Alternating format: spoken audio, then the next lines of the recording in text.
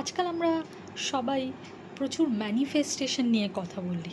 নমস্কার, আমি একজন রেকি গ্র্যান্ড মাস্টার এবং আজকে আমি অবশ্যই ম্যানিফেস্টেশন নিয়ে প্রথমে কথা বলবো না, আমি বলবো এনার্জি নিয়ে কথা।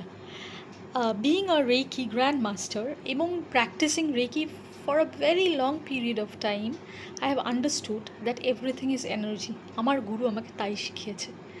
আমি এনার্জি, আমার উইশ এনার্জি, আমার thoughts energy. Suppose I have a wish.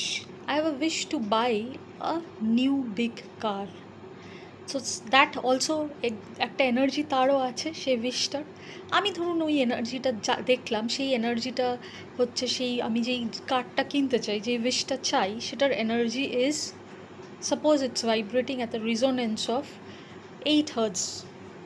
And now if I see my energy, if I vibrate at the frequency of 5 hertz, I won't be able to achieve what I want.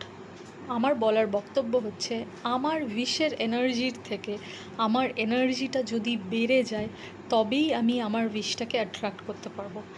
আর রেকিতে এই energy enhancement করাটাই শেখায়। ম্যানিফেস্টেশনটা just একটা টোপ, একটা আমাদের টোপ ফেলা হয় যে এইটা ম্যানিফেস্ট হবে, ওটা ম্যানিফেস্ট হবে। কিন্তু যখন আমাদের এনার্জি বেড়ে যাচ্ছে, যখন আমরা এনার্জিটিক্যালি প্রচুর হাই হয়ে যাচ্ছি, তখন ম্যানিফেস্টেশনটা তো একটা ইজি ব্যাপার। তখন why we are talking about manifestation, will talk about energy.